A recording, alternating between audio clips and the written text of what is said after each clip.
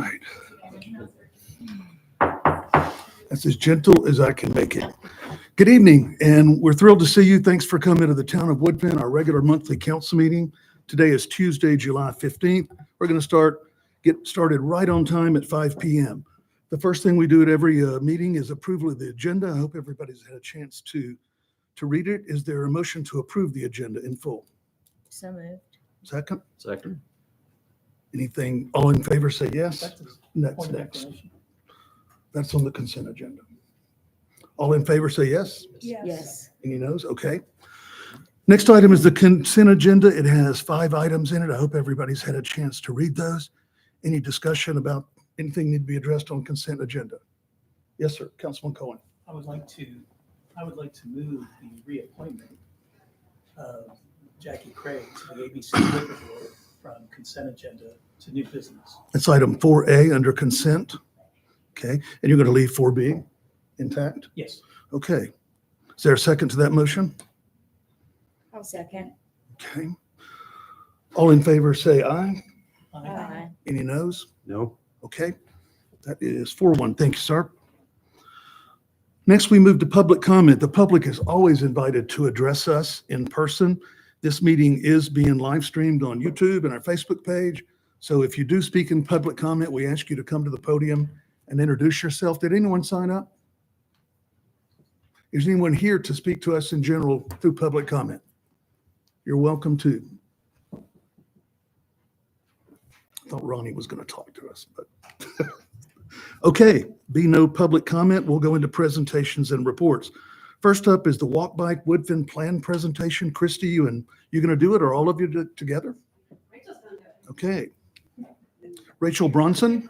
Good. Rachel, please introduce yourself. Yes. Hello. Good evening, Council. My name is Rachel Bronson. You know my esteemed colleague, Christy Carter. Christy and I have worked together for 7 years-ish. I work also for the local transportation planning firm, consulting firm called McAdams. I've been doing this work for about 20 years, so I love to do bicycle and pedestrian work, and it's a privilege to present before you all this evening. So we are presenting on the Walk Bike Woodfin Plan. This started about March of 2024. We paused around Helene for a few months there for understandable reasons, and picked it back up in January and have a draft plan that you all have in your packets for consideration tonight.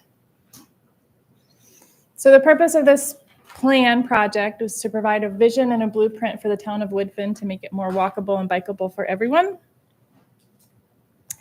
Our goals are around 5 primary areas: to create connections for people biking and walking, to create safer streets for everyone. When you add bicycle and pedestrian accommodations, you make streets safer for all users.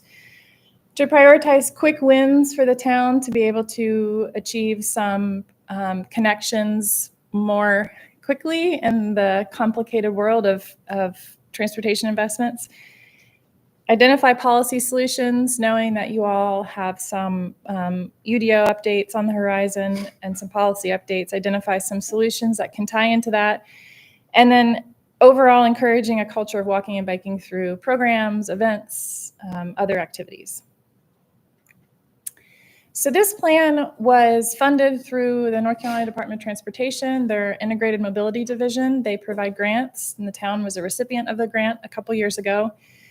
McAdams is one of the consulting firms that is a part of this group of this grant project. And so we were lucky enough to be assigned the Woodfin project. This is really the purpose of this plan is twofold. Well, it's a vision for multimodal connectivity, but really what it comes down to is, for a town, it's a guide for developer participation. So how to work with private investors to build out sidewalks, greenways, other connections, and then really gives the town a tool to also work with other funding opportunities, whether that be DOT, other grants. So it's really a guide for developer participation. At the end of the day, kind of the biggest benefit for a community like Woodfin is that investment and building of the network and working with partners. In 2019, the DOT, US or North Carolina Department of Transportation updated what's called their Complete Streets Policy. And these updates are significant for a community like Woodfin if you have a adopted pedestrian bike plan, which is before you tonight. Basically, if you have any type of project you see listed there on the far left of this graphic, so pedestrian facility like a sidewalk, bike facility like a bike lane, multi-use side path, greenway crossing, an ADA accessible bus stop, transit stop. Any of these facilities are in a plan, which you have in the Walk Bike Woodfin plan, the draft plan before you. If it isn't a plan, then yes, DOT will fully fund a project. Even if it's no, your odds are still good. In the case of a population, a community the size of Woodfin, you would have a 90-10 cost share with DOT. So this was a significant change in the Complete Streets Policy, and it's a big reason why these plans are important, because if you choose to adopt this plan, or even however you adopt this plan, it will be an NCDOT approved plan that works you through this Complete Streets Policy. I mentioned we started in March of 2024. This is an overview of our project schedule. So these projects typically begin with the visioning, where we do some community engagement. I'll talk about the community engagement we did. We do existing conditions analysis, where we look at where you have investments, sidewalks, and other greenways, where you have things like the Beaver Dam Creek Greenway, things coming online soon. We look at safety, crash data, all sorts of existing data to help us identify a preliminary network. We send that network through, and the network is comprised of parts of things like sidewalk segments, greenway segments that all connect. We establish a ranking for that. We work with a steering committee to rank those projects, and then we end up with a final recommendation. And that's what brings us here today, is the final plan and the final recommendation, and hope to wrap up this month. So that's a high-level overview of the planning process, kind of jumping all the way to the end. The kind of the outcome of this is the project recommendations, and that's the map here that you see. So these are all of the recommendations that came out of this planning process. It's grouped into pedestrian and bike facilities, greenways, neighborhood greenways. I'll talk about what that is in just a moment. Some rural road improvements for people biking. So that is the whole network composition. The steps that we go through to get to that involve community feedback. Again, I'll talk about that in just a bit. Network gaps. So where are there segments that have pieces missing that are critical to build out that network? Connecting key destinations like the school, town hall, river is very important for the community. Identifying spot safety improvements, and then integrating it all together through a multimodal system. So we started, as I said, in March of last year. We kind of jumped right into some engagement with the Woodfin 5K. We had some other in-person activities. We attended the Man of Food distribution event in June of last year, the Taylor's Wave groundbreaking, all those events where we talk to people about the visioning stuff. How and do you bike and walk now? How would you like to bike in the future? And then we closed out the project in March of this year with a public meeting at New Bridge Baptist Church. We also had 2 online surveys. We like to have in-person activities and have companion online activities for those to help people meet wherever they are. And then we identified a couple of focus groups where we identified some key partners who could be helpful in building out the network. And that involved Buncombe County Schools and Woodfin Elementary principal. We had a great policy discussion with some planners around the region around the state to talk about how they implement biking and walking through their UDO. So we got some really great tidbits from those meetings with Davidson, Hickory, Chapel Hill, some communities that are farther along. And then finally, we met with the division to talk about kind of the elephant in the room in some ways, which is to build out this, we really need a partner in DOT. And how do we work with their existing policies and funding streams to get this built? I mentioned our steering committee that was comprised of local folks who have some interest in biking and walking, whether it's maybe they had a child that went to Woodfin Elementary School, or local folks that are more involved in greenway activities, business owners. So we had 3 meetings with those steering committee members, and they were our local touch point. We also really build these projects on past planning. It's important, obviously, when town invests in planning efforts, you want to build off of those efforts. So this is a quick overview of those previous plans, whether the town or MPO or DOT or county that influenced the network that I showed you and that I'll revisit in just a moment. And then, of course, looking at all the work and the planning work that you all have done down on the river, through the Blueway and Greenway project, and then DOT being a big partner in all the work that they're doing, particularly I-26, and how that has evolved and what that means for a community like Woodfin. I talked a bit about facility types and that project recommendations map. So basically, the recommended projects lump into a few categories. There's ones that serve people walking, and that's sidewalks. There's ones that serve people biking, and those are bike lanes. And then there's sort of the mixed use, and those are the multi-use side paths, which is basically a greenway along a road. That would be like Weaverville Highway. We have a building off of the Weaverville Highway Express design project, building a greenway on the long side of the road that's designed to be in a more urban commercial environment.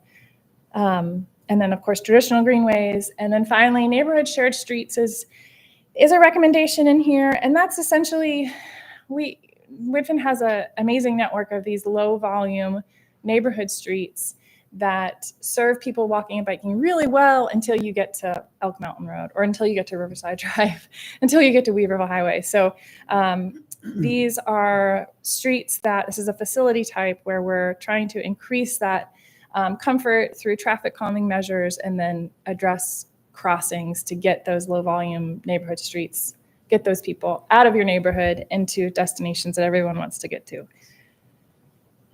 I mentioned ranking. This is very high level overview of the project ranking. Essentially, safety is the highest ranked category. Equity is also important. DOT has a transportation disadvantage index, and we leaned into that, and then also used some local knowledge about land use to inform equity. Connectivity was an important factor in terms of how many businesses and homes a project could serve. So a project that has better access to destinations and homes got more ranking. And then public support, everything that we heard from the public on those 2 surveys, all the public input points, the in-person points, the public meeting, and then the steering committee, that all fed into the public support.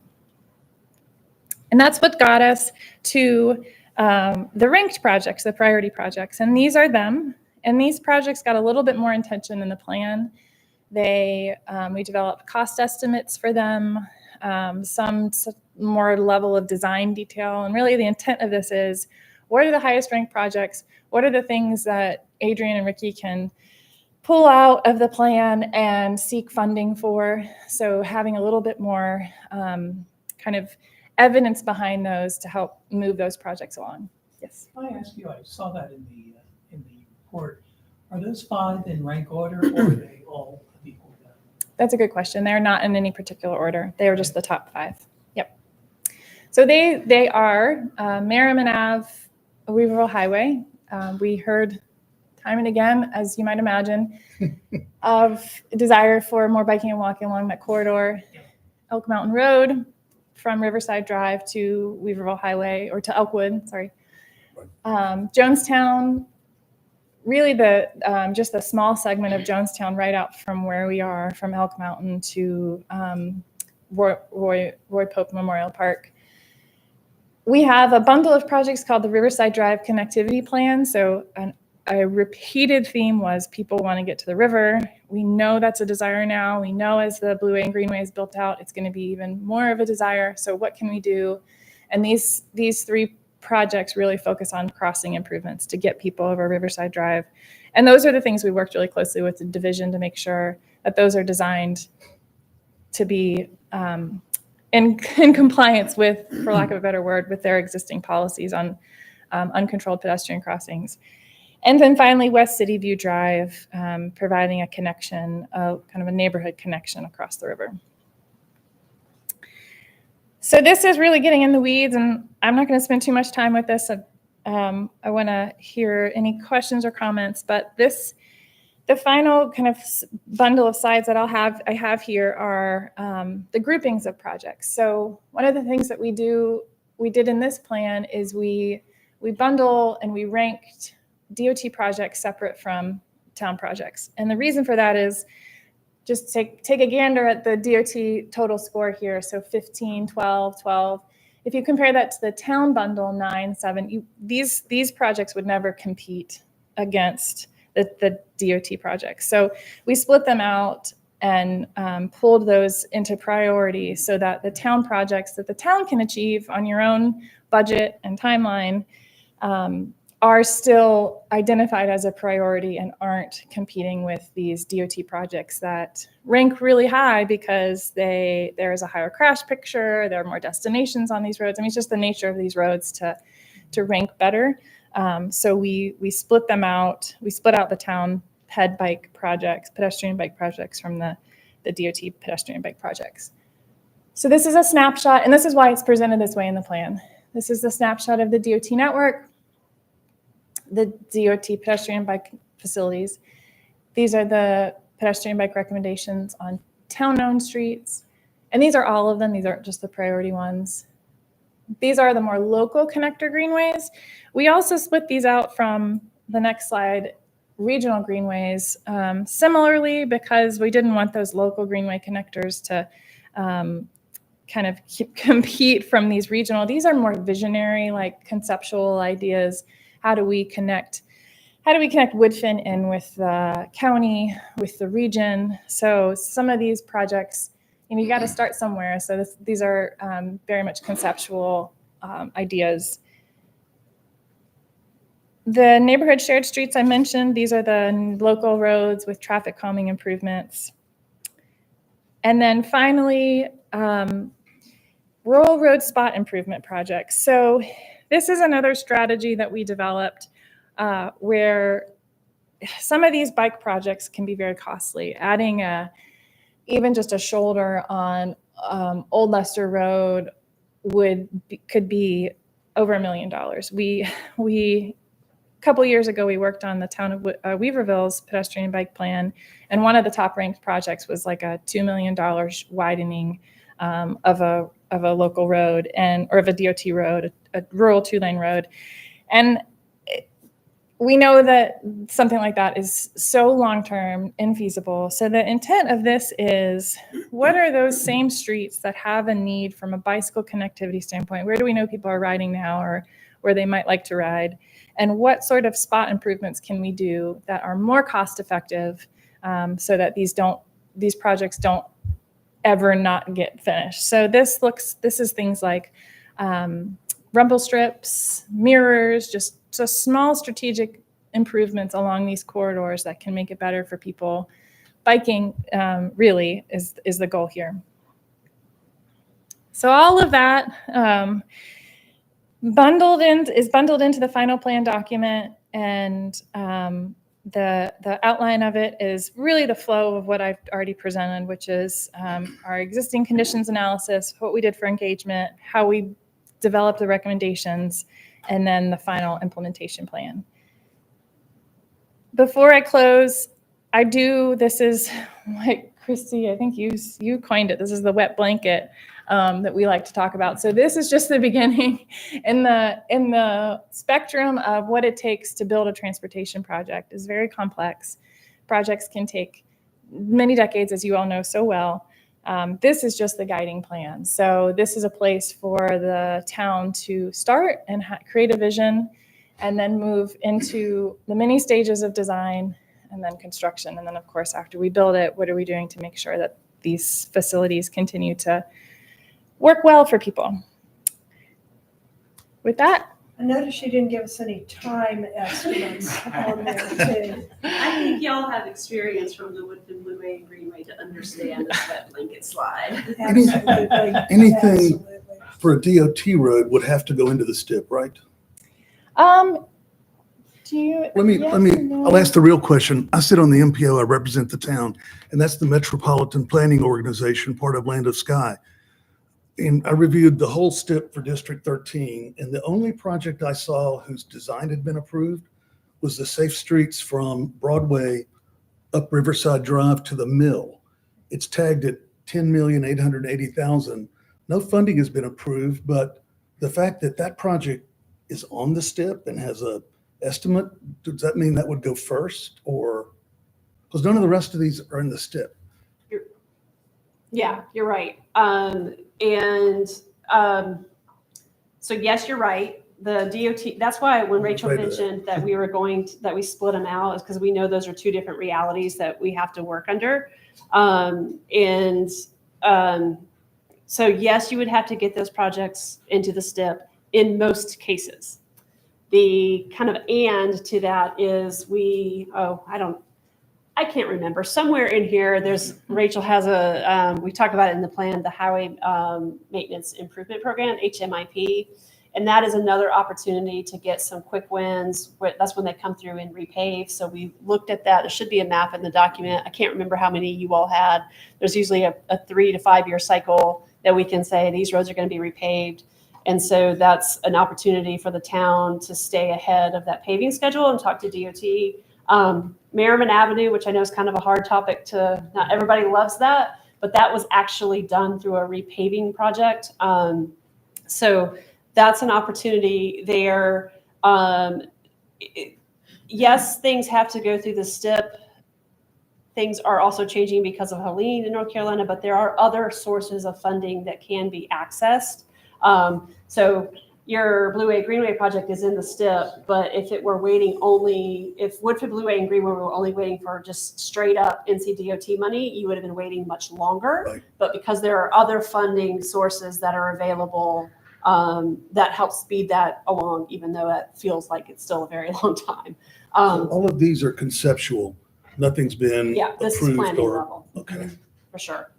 But as Rachel mentioned in the beginning, without this, if you did have an opportunity to work with DOT, if you didn't have this in place, you would be paying more for that project than what you would with having a plan in place. Are y'all recommending that we try to get as many of these NCDOT projects into the STIP, or are we getting ahead of ourselves? Do I recommend that you get them all in the STIP? Heck yeah. Are they all going to get in the STIP? Nope. Absolutely not, because you know There's how. one in the STIP now. In the STIP is this planning document, and nothing gets funded from NCDOT that's not on the STIP for the most part. Right. Okay. Yeah. And that one's been sitting there for a couple of years. And you're talking about the one you mentioned just a few minutes ago. Yeah, they can sit there for quite some time. We do recommend getting them into the STIP, and that's where you have to be an advocate for your community. The hard part about that is you are competing for a limited amount of funding against projects across the region. One thing that popped up while we were doing this plan, the MPO is also doing the Metropolitan Transportation Plan. And there was a lot of back and forth between Shannon and kind of making sure that Elkwood made it into as a priority project in the MTP. So there are avenues to start laying the groundwork, and that's what this plan kind of helps you do. It's your guide to say, we can go this way, we can go this way, we can go this way. But you do have to advocate for yourselves, for sure. Those in the audience and watching online, there were a lot of projects related to future I-26. All of them were canceled except for the New Stock Road exit reconfiguration. Yeah. And that's a result of, people in Washington that go about things like DOGE. It all went away. Yeah, it's a different environment right at this moment. Okay, thank you. Other questions? I didn't mean to monopolize. Jim, are we allowed to ask a question? Sure. This is Woodfin, Ronnie. I live on from the hill, right? Ronnie, would you come to the mic? Yeah. It's got to be documented. I got a question about something Jim just said. My understanding is from the River Arts District coming north to Grange to the town of Woodfin, that DOT was gonna shift Riverside Drive in that area with the new I-26 future coming through there and do these bike paths. But I understand now all that's been washed away and canceled. So my question is, if we can't tie that into Riverside Drive going down to the new Wade Park or Riverside Park, Exactly. what's the use of doing any of this? Ronnie, go ahead, Betsy, Vice You're Mayor. talking about the missing mile, right, from River Arts up to Right, Raw. right. See, all that's been canceled. My understanding is that still canceled? Yes. Yeah, The Greenway will be completed, but right now there'll be about 1.5 miles right there at Broadway Right. where Riverside makes the turn. And I don't, we won't live to see it, but Yeah, I don't think your grandchildren will. yeah, you're talking about, just make sure we're all saying the same thing, but in terms of when the I-26 design build got reconfigured, Yes. that section did come out. Right. So may not happen tomorrow. The good news is that we still have that line in there. So if something were to change as we move forward, that let's say DOT comes through and reconfigures in some way, that line is in there with the hope that you can continue to push forward to get that segment. I guess like it is now, you're riding a bike or a skateboard. I've seen everything coming from the River Arts District, but then they come down there, nowhere to go. Yeah. Right. And that's due to the fact that NCDOT, still don't think to this day knows exactly where its pillars for the flyover coming across the river are going to be. So we're all in limbo, and we'll be First for some drawing I time. did see showed them shifting toward the river, Riverside Drive, for the widening of the future But 26. since all that's been, future I-26 has been canceled, Yeah, and all that's been canceled. Yeah. So I just. So this is not a direct answer to that problem, but two other things that are going on kind of aside from this. There is a Woodfin to Weaverville feasibility study that's happening to try to figure out how to connect those two. That got put on hold for a little bit and is just now starting back up just last month. And then Adrian and Ricky, a couple years ago, had put in for a feasibility study for Riverside Drive. They didn't get awarded at that time. DOT had a little bit of money left over. They've since been awarded that grant. I guess that's kind of starting nowish or soonish. I don't think it's gonna happen. But that'll give that particular feasibility study will give another opportunity to look in detail and see what solutions can be made. And that connects Broadway to just north of them. Yes. yes. Yeah. Good questions. Thank you. I appreciate that. It just seems crazy to me to be 2 miles straight. I couldn't agree more. What else are they not gonna find, you know? Okay, thank you, sir. Other questions, comments? Thank you for coming and doing this. And I know the link to that was in our packets. Okay, thank you very much. Mayor? Yes, I have sir. a comment. Go ahead. A question, which is, if council is going to be involved in discussing where we go with this report, especially in terms of prioritizing those, I think it was 5, but it may be 6. Yeah. I'd like to be involved in that. Okay, noted. Well, I'm sorry, I didn't hear the last part of that. I said if council is going to be involved in discussions about those 5 or 6 priority projects, figuring out which ones we want to work with first and apply for funding, I'd like to be involved in that. Oh, discussion. okay. See, when Woodfin people volunteered to do stuff, like I Mr. hope they Lunsford, have sturdy constitutions when dealing with DOT world. So. other input from council. Thank you very much for coming. We appreciate it. I don't know if it was clear, but I think the ask tonight is for this plan to be approved by council. If it's at the It pleasure was- of council, we can open the floor for a motion on It that. is not on the agenda to be approved. It was just the presentation of the Okay. report. We can do it in August then. That's not going to delay anything, but if we punt a month, I'd like to dive into it, and I hadn't had a chance to read the whole thing. What is, Have y'all? so it's pen, Or y'all It's pending DOT approval as well, and I think that's part of that, getting there is to get council approval. Is that going to push you back? It'll be okay. Okay. Our DOT has 60 days to give comments. That 60-day point is August 1st. Okay. The next meeting would be August 15th. And there was no July MPO meeting, so this won't come to MPO until August at the earliest. August 19th, our next meeting. it'll be okay. Okay. Let's We'll put it put on that- the agenda next month. Let's put that on the August agenda. Thank And our you. homework, everybody needs to read this and get questions routed to Shannon. Thank you. We are very fortunate to have Seth Eckerd, the Executive Director of the Woodfin Water Authority. And Seth, before you start, Seth plus the elected Board of Trustees of Woodfin Water, those four people are why your water turned on in Woodfin pretty early. Boy, I wish I was on Woodfin Water at my Woodfin address, but I'm not. But our hats off to you, Seth, the work that you guys did, and the fact that you and Gordon and usually Larry came almost every day for weeks to talk to your customers and tell them what you knew was fantastic. So thank you and welcome. Thank you. Just trying to do subtitles here. Sorry. Yeah, it just got persnickety here. It's fine. There we go. Just Okay. right there. Oh, okay. Well, good evening, Mayor, members of Town Council. My name is Seth Eckerd. I am the Executive Director for the Woodfin Water Sanitary District. Thank you for the opportunity for me to come before you this evening to talk a little bit about the district. So first, I'd like to give a little background on, a little background on the district. So in 1923, the Woodfin Sanitary District formed to provide sewer service for folks in the Beaver Lake and Woodfin area. In 1927, the Woodfin Water District was formed in order to provide water service for folks in that same area. So then in the 1930s, both organizations merged to form what is now the Woodfin Sanitary Water and Sewer District. So we're an organization that's almost 100 years old at this point.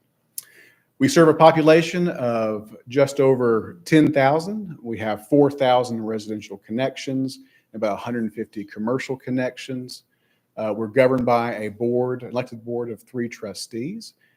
You know Gordon Mayberry, our chairman, Larry Hopkins, who's on the planning board, I believe, as well, as our vice chairman, and our newest board member is here, Hannah Rice. Oh, welcome. It's nice to meet you. She was recently appointed by the county commission to fill Ms. Edgerton's unexpired term. So, and our board meetings are the 3rd Monday of each month at 5 p.m. And I encourage everybody to please attend if you'd like to learn more about what we do. They serve coffee at their meeting. And tea. So we are a lean organization. We have 13 full-time employees. We do both water distribution and production. About 20% of the water that we provide for our customers does come from the city of Asheville because we are unable to produce all the water we need for the demand that we have. Obviously, Woodfin has grown tremendously over the past 20 years, so we do have to subsidize our production with water that's purchased from the city. We have an annual operating budget of $2.8 million. So when we talk about the district, we are actually talking about a defined geographic boundary that makes up the district. So the image on the left is the actual Woodfin Water District that was created by the North Carolina General Assembly in the 1920s, and it's kind of remained unchanged since its creation. The state law requires us to provide water service for anyone who lives within the district. And then we can provide water service for folks who live outside the district, but that is up to the discretion of the Board of Trustees. So the image to your right is our complete service area. Any area that has a color-coded shade to it is areas we serve, which includes parts of the city of Asheville, part of the town of Weaverville, a lot of unincorporated Buncombe County area, and of course, the town of Woodfin. So where does your water come from? The district actually owns 2,000 acres of protected watershed in the Rims Creek area. We also have a reservoir that holds 51 million gallons of water.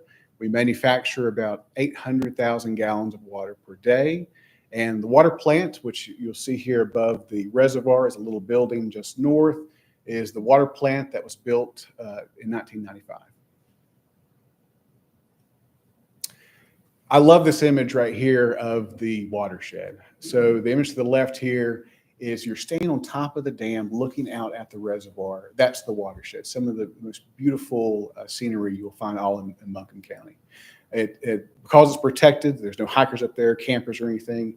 Your water comes from rain that pours through the mountains into the reservoir that we then treat to serve to our customers.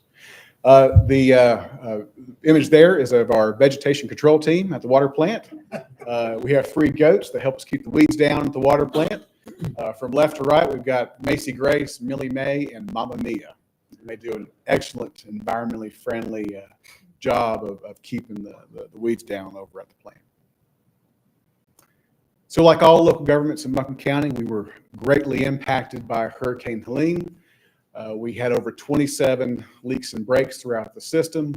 We had damage to the spillway, the bridge that is our only ingress and egress to the plant property. The dam received some damage. You see the image in the top right-hand corner. That's of erosion that was caused by the storm. And then also we had wind and water damage to the backup generator at the water plant. We discovered 6 hours after the storm that our generator stopped working. Fortunately, MSD stepped up very quickly and provided us one of their spare backup generators so we could begin production again. So we also have debris that needed to be removed that was caused by the storm. This blue dotted line that goes across this map, on the far right-hand side is the Rims Creek area where our water plant is. And then that's our main transmission line that goes 8 miles through mountains and forest that eventually leads into the town of Woodfin and with its first stop there at the Reynolds Mountain water tank. In every area where you see a blue kind of dot is where we have documented debris damage that needs to be removed. We use the services of a third party to do a drone damage assessment. They help us take over 2,500 pictures of the area that we've now working with obviously FEMA and the state, who has taken over our debris management contract to remove debris from the transmission line. And that's the original pipeline. That is the original 10-inch transmission line that was installed back in 1920s.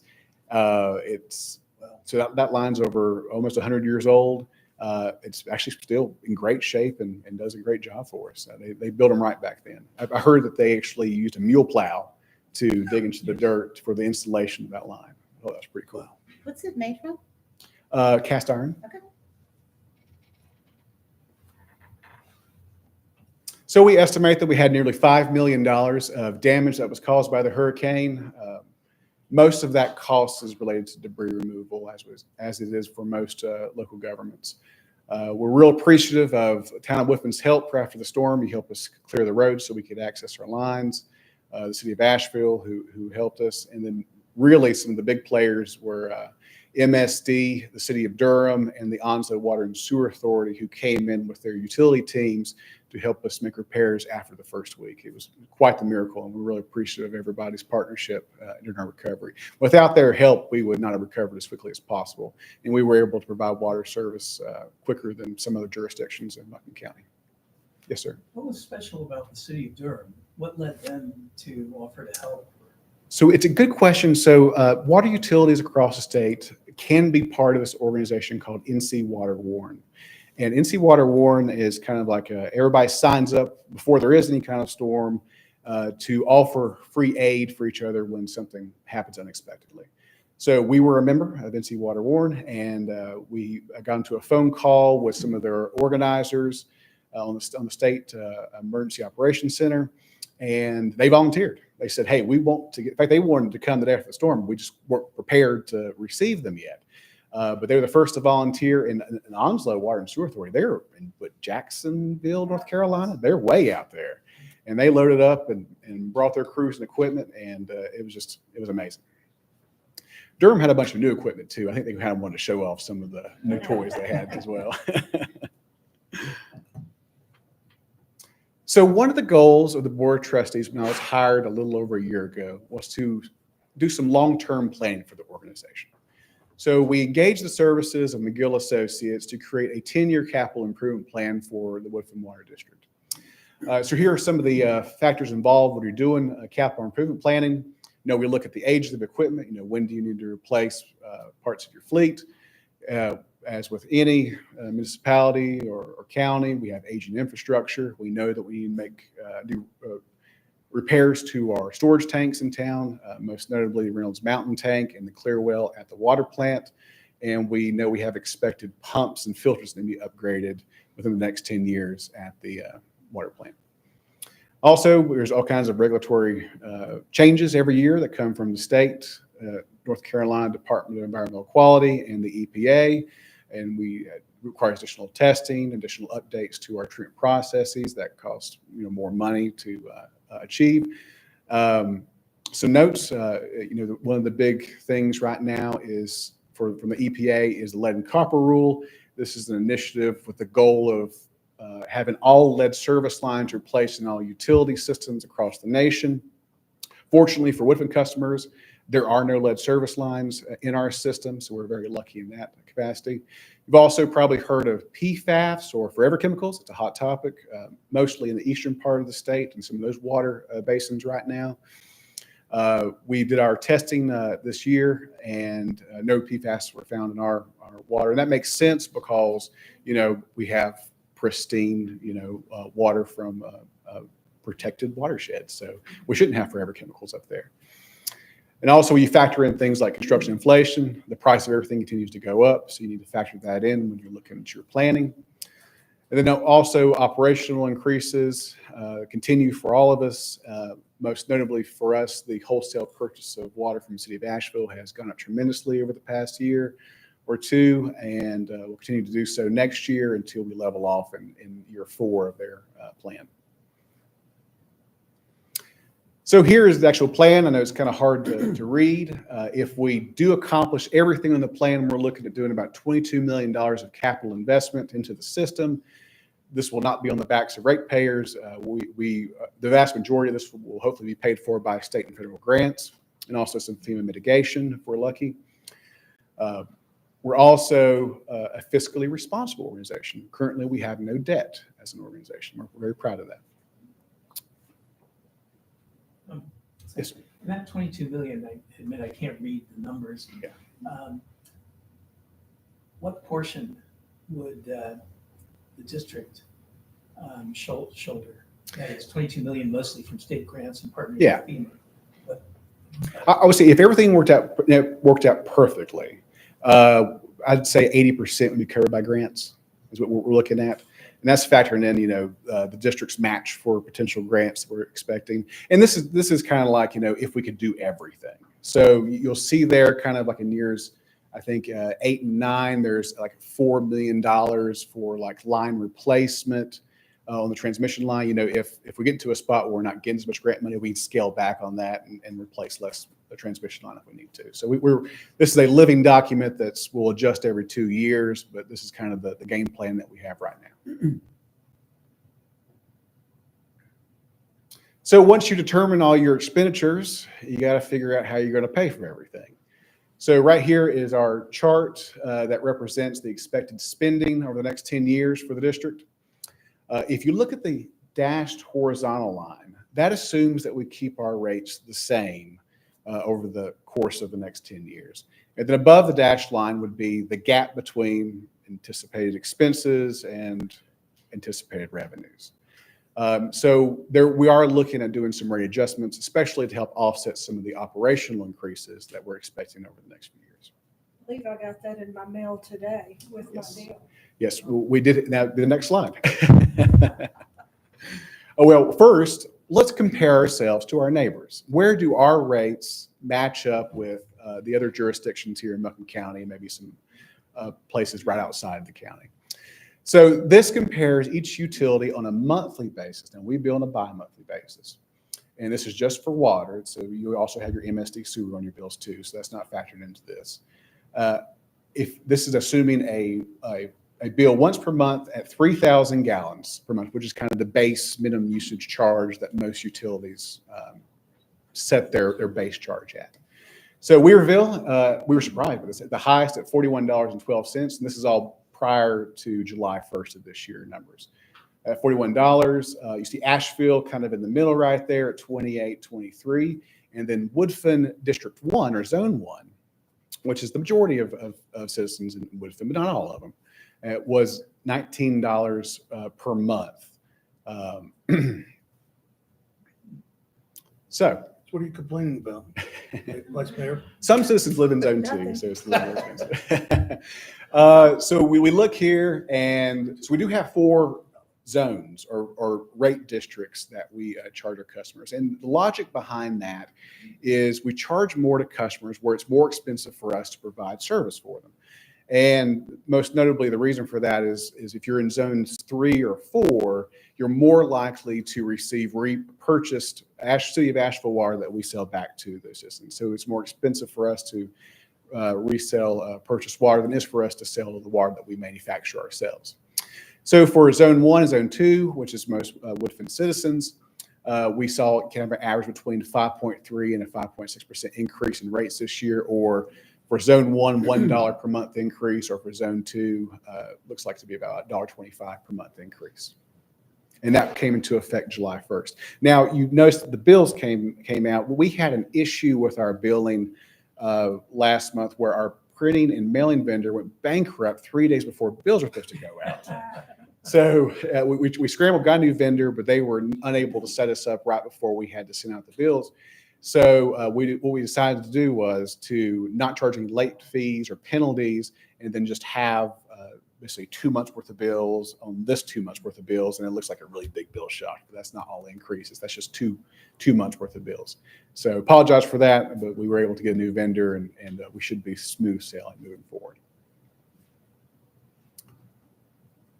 Okay, so what's on tap for rest of 2025? So one of the things that we found after the storm was that our website was woefully inadequate for the communication needs for our customers and the citizens. And we were really scrambling. That was a real challenge for us. So the Board of Trustees has allocated some funds in the budget this year to do a complete overhaul of our website so we can improve communication and improve ease of use for customers and for developers too, who partner with us to help expand our system. Also, we partnered with the town to provide free water for the new community garden. We are hoping by the end of this calendar year to begin a few big projects, the 3 being repairs to the spillway, the dam, and the bridge that crosses over to the water treatment plant property. And our first big grant that we're applying for is a $5 million North Carolina State Revolving Fund loan, which could be up to 100% principal forgiveness, which essentially turns it into a grant. And if we are awarded that loan that has principal forgiveness, we will do upgrades to our SCADA system and our backup generator and our pump station, and possibly replace some of our transmission lines too throughout the system. Yes, sir. What are some of the criteria for turning the revolving loan into a possibly 100%? Yeah. Well, I think there's like 3 or 4 things. Well, the State Revolving Fund loan is a well-established program by North Carolina that really, it truly is a loan program the majority of the time. But there's been an influx of new federal money, I believe, to the state. The state has decided to put into this new program. And there's a special program just for people who are recovering from Helene. And some of the criteria they're looking for are, I believe they're medium income of your community, poverty rate. And I think there's a couple other factors too. Yeah, there's some means testing. And I believe they wanted just 2 of the 4 criteria to be met to be able to receive full principal forgiveness. And from my understanding from talking to the town manager, that it looks like our community does meet 2 of those 4 metrics. And I believe the town is also considering an application too for a project. So, Great. Wow. And with that, here's my contact information, and I'll take any questions you guys may have. I think one thing we all hear about a lot is the fact that Woodfin Water is completely separate from the town of Woodfin. And I think that's something to always keep in mind. I think Gina's talked about it before, how many calls come in to the town with issues with Woodfin Water. And with it being established in 1927, the town of Woodfin was not incorporated until 1971. So they are two entirely separate entities, which is not something that's typical in towns. So I think that's a piece of it. And the thing that I find interesting also is that I receive Woodfin water, but yet because of the timing of all of this, I'm not allowed to vote for the Woodfin Water Board because I am outside of what were the initial limits of the area. So there's some really odd things that come into play in Woodfin just based on the fact that the way we're set up is really different from most other towns. It is. It's a very unique situation.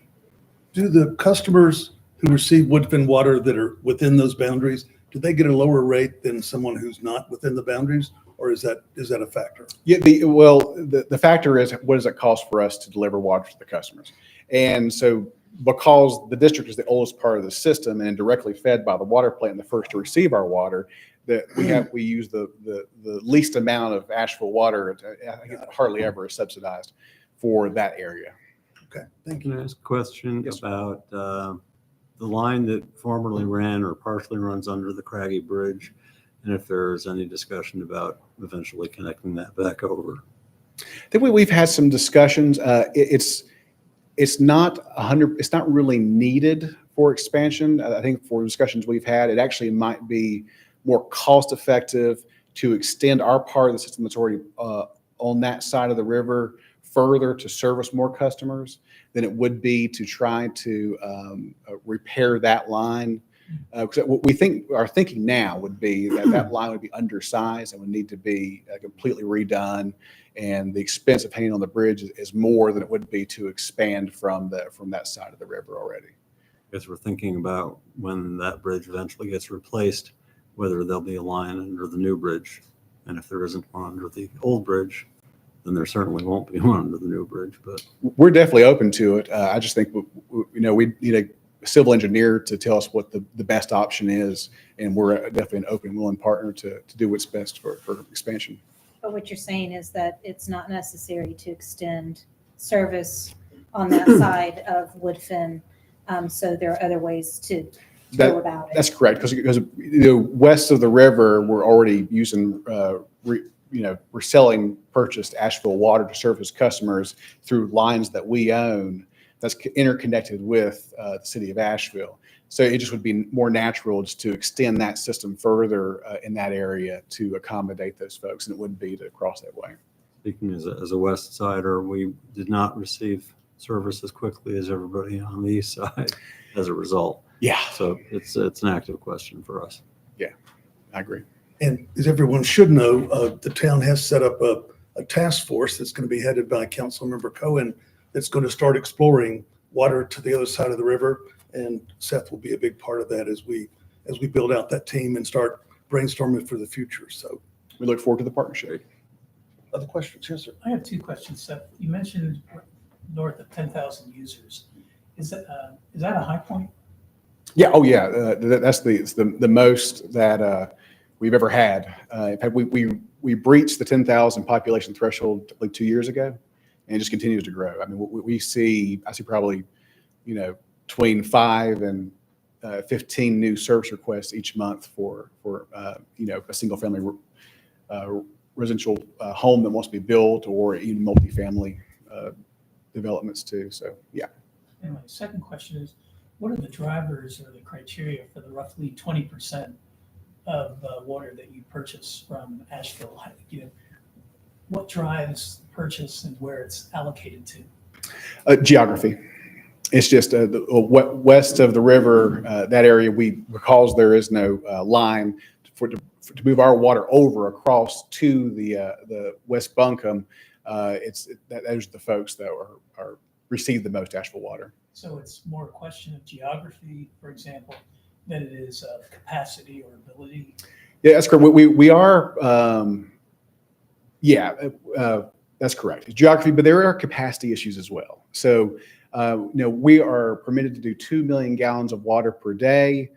But the issue with that is the reservoir we have seen in past years, especially during drought conditions, can go down significantly. So we don't want to over leverage ourselves by expanding our production to the point where we get to spots where we're in the September and October and unable to supply our own water to customers. So so we try to balance that out too.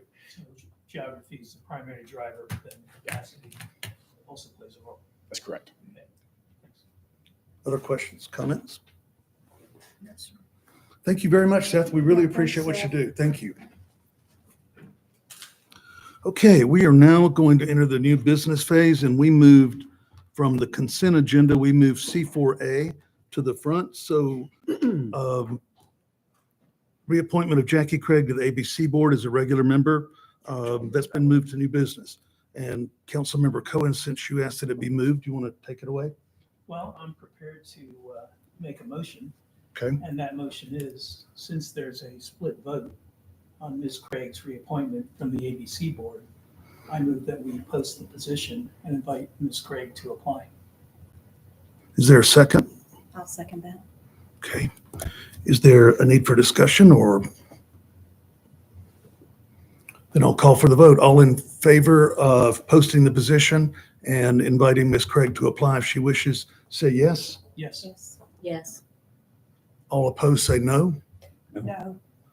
That is 3-2. The motion carries. Thank you very much. And I'll talk, the town clerk will take care of executing that for us. Okay, an administrative review of a preliminary subdivision plan for a 13-lot major subdivision located off of Riverside Drive. I won't recite the PIN numbers. The property owner is the Black Tie Group. The applicant is Nicholas Bowman, and our fabulous planning director, Ricky Hurley, is going to tell us about it. Fabulous. Wow. You can say those PIN numbers if you want to. So thank you for the introduction there. We'll black out here. So this is, again, an administrative review. It's just more of a process. Y'all are actually approving the preliminary plat tonight. There's no, per se, public hearing. So it's just if you meet the technical standards, you got to approve it. If it doesn't, then we hope that we wouldn't get here tonight. If it didn't meet the technical standards, it has already been through a sketch plan review with the planning board. They've seen it one time, then seen it again, this preliminary plat. So, and then it's been scheduled for y'all tonight. So just as here's an example of the plat. I think if you know Riverside Drive, this is kind of across from where the old landfill's at, the solar panels and the training centers to the west. Bottom right, there's Bannister Drive. That's a pretty good sized neighborhood. And this property backs up to a portion of Greenwood Field. So there's just 13 single family lots with about 7 driveways. Most of those are shared per DOT's request. The open space areas on the back portion of those lots, that's required per Mountain Village. And there's also a trail that kind of comes down here at the Bannister intersection and kind of runs back in that open space area in a northerly fashion behind the lots. Why does DOT ask for fewer driveways? Make sure everybody understands that. Well, it just, for DOT, typically they do permitting for commercial driveways, but in a residential setting, when you have multiple lots and it's kind of bam, bam, bam in a row, there's a lot of conflicts and turning movements because, again, as a driver, you're behind somebody doing 35, 45 mile an hour. Now there's 13 opportunities or 14 opportunities here of somebody to slam on brakes, and psychologically you're guessing which one that is. So DOT would like to kind of minimize those conflict points.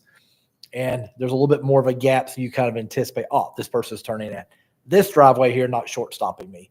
Okay, and so in this case too, because it comes in and there's more like a T, somebody's going to be pulling in and turning into their driveway as opposed to just backing out blind into this area. As all we know, people drive a little bit faster on Riverside Drive than they probably should. There's some elevations in that curve. And so people be pulling off the road forward and also coming out forward, hence this kind of design. So it's a safer design for people using the road and the people living in the homes coming in and out. So I know it's not relevant to this Yeah. exactly, but will there be any attempt to slow the speed down in that section from 45 to 35? I think I can double check, but I think we would need to, as a town, request that speed limit to be reduced on the state highway for that section. And that's maybe something we can catch up with Shannon when she's back in town about, as development's kind of been picking up in this area, to investigate that area north of the S curves of Riverside Drive. Well, I plan to follow up. Can someone please make a note about Yeah. at least some We'll- of our interest in that? Yeah, we'll send her an email too tonight. So, all right, for zoning map, also there's a little bit of county. This is at the edge of our jurisdiction, so there's a little bit of R3 on the northwest of the site. Greenwood Fields is in top center, and then the Bannister neighborhood is to the right. You see there's a lot of R10 and HI at the county training center. R3 is the zoning for the county.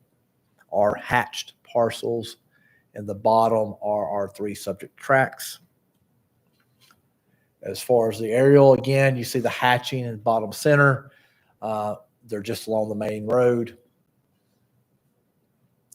And as far as the future land use map, just FYI here, it is residential 1, which is our more intensive of our 2 residential zoning classifications. So it kind of fits in with what's already out there, especially to the north with Greenwood Fields. Any questions so far? I think you got, okay. So just as a reminder, use by right in the Mountain Village for subdivision up to 19 dwelling units. We're 13. It's administrative review. We've already seen the concept plan at PBOA, and there's no zoning change proposed. And we've reviewed this subdivision plat a couple times and even floated in front of our stormwater administrator, and we're ready to get the more detailed plans. So we're recommending approval of the preliminary plat. Questions from council? Under no public hearing, so if you've got any questions or discussion. You did a really good job in the write-up. It was very self-explanatory. Thank you. And I'd asked why no sidewalks, and it's because they have trails behind the property. Yep. So, Mountain Village has an or in there, and or. So all right, if there's no other discussion or questions, is someone going to make the motion? Make a motion. There's a suggested one on the screen. I move to approve the preliminary subdivision plat for 2.8 acres as shown and complies with technical requirements of Chapter 46 subdivisions. Is there a second? Second. And unless there's any other discussion, I'll ask you if you're in favor to say yes. Yes. Yes. If you're opposed, say no. And there are none. Thank you very much. Good job. thank you. Next is a public hearing for the consideration of an ordinance, a request to close the right-of-way known as Desperate Lane located in the Crest Mountain community. Reese Lasher is here. He is the petitioner. Ricky. Okay. So it's officially known in 911 addressing scheme as Desperate Lane. That used to be a mobile home park there. Y'all recall maybe earlier midwinter, we had a major subdivision come through for 19 lots, High Hopes. This is actually immediately adjacent to that. It's known on some plats, and you'll see here is James Farm Road, but as far as like conventional contemporary, we've called it Desperate Lane. Sorry for a little bit blurry, but Destination Drive is immediately to the left of the gray box. The gray box is the actual right-of-way we're looking to close.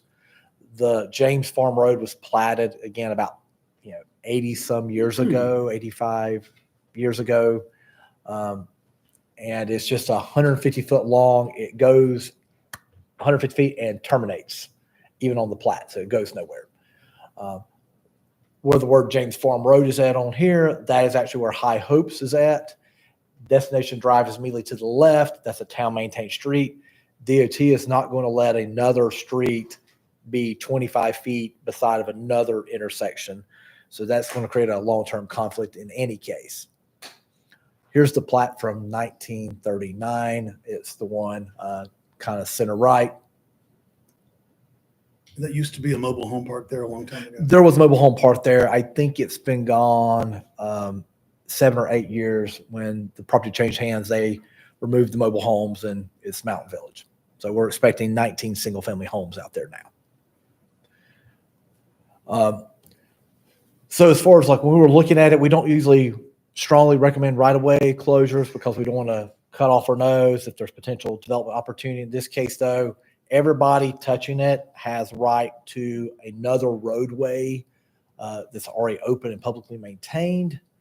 Like I mentioned, if you opened it, it would create a conflict with Destination Drive, and closing it will not impact the development of any of these parcels. Again, they all touch either Ben Lippen, Destination, so they have access to be further subdivided or developed. So we're not creating a nonconformity. So with that, we are recommending closure of the right-of-way. Okay, before we open the public hearing, are there any questions, comments from council members?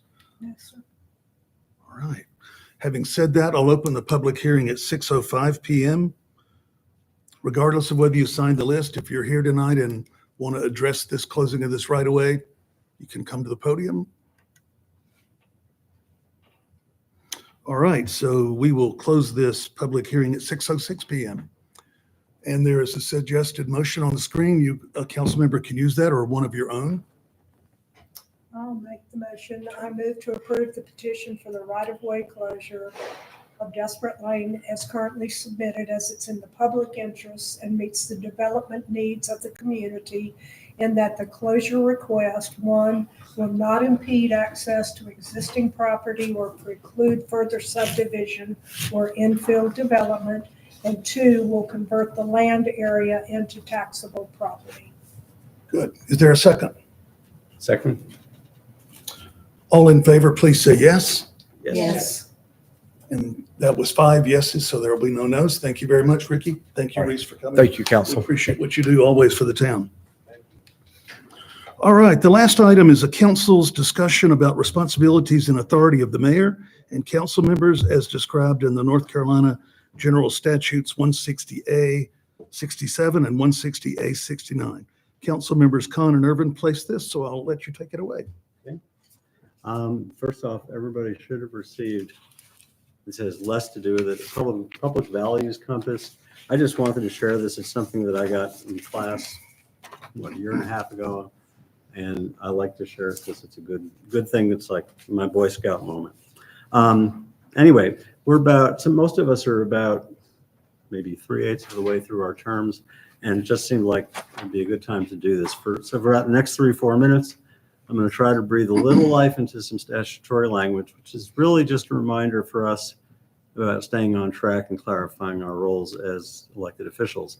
Some of us also feel we personally occasionally need to be reminded to keep to the tasks and the priorities that we all agreed upon and not add extra work for the town staff. It's also in the spirit of transparency to be clear with everybody attending and listening about what we can do and cannot do as your public elected officials. And no discussion is requested after this, but it's certainly welcome after I read through this. I'm not going to be terribly literal, but I'm going to go through the general powers as listed in the statutes from the General Assembly. First, we'll deal with council. Council is authorized to organize and reorganize city government, except when expressly prevented by other laws. The council can create, challenge, abolish, and consolidate offices, positions, departments, boards, commissions, and agencies to promote orderly and efficient administration of city affairs. Except as otherwise provided by law, the government and general management of the city shall be vested in the council. The council may confer powers and duties upon the mayor pursuant to law, and in a council manager city such as we have here, the council as a body appoints the city manager to serve at its pleasure, and as the employer of the manager, the council is the body to which the manager is directly responsible and accountable. The powers of the mayor will preside at all council meetings. The mayor may call special meetings of the council as needed. The mayor can vote to break a tie, and the mayor assumes all powers and duties enumerated in the general statutes and the charter of the town, as well as any others conferred on him or her by the council. And the statute recognizes the mayor as the official head of the city for purposes of serving civil process, for ceremonial roles, and most federal and state agencies extend this same recognition for the purposes of official correspondence or actions such as grant rewards or enforcement of federal laws and regulations. Additionally, the statute does specifically allow the council to delegate powers to the mayor in addition to what's indicated in the statute or by the charter of the town. And these delegations are not permanently binding, either on the board that makes them or future boards. So the council can expand or contract these discretionary powers, that is the ones that are not conferred by state or charter, by statute or charter, as the council sees fit. And that's about as brief a summary as I can make it. There's endless more commentary. If you want to go to the School of Government, Coach Cannon's site, you can really geek out to your heart's content. But I appreciate having the opportunity to just remind us of what we're doing here. Thank you. And Comments, I'll add please. too, I think the reason that we're talking about this is also for the folks who listen online as well. There's a lot we can do as council members, but there's an awful lot that we can't do. We try to do our absolute best. We will continue to do that, but we're all going to function within the laws as they stand. So it's just kind of a reminder for all of us that we're very limited in what we can do, but we're excited at what the opportunities are for us to do for Woodfin. Other I'd in- just say, as a citizen, I'm appreciative of the review. As an attorney, I'm horrified by your brevity. You really just, you've got to learn how to pay. Oh, well, let's go to page two. Check his billing record. Other input from other council members? All right, thank you very much. I'll ask the town attorney, is there any reason for us to go into executive session? Seeing no other new business on the agenda, unless someone wants to make a point of order, I'll ask for a motion to adjourn. I move we adjourn. Second? Second. All in favor say yes. Yes. We are adjourned. Thank you. That was right, 6:50. You were down.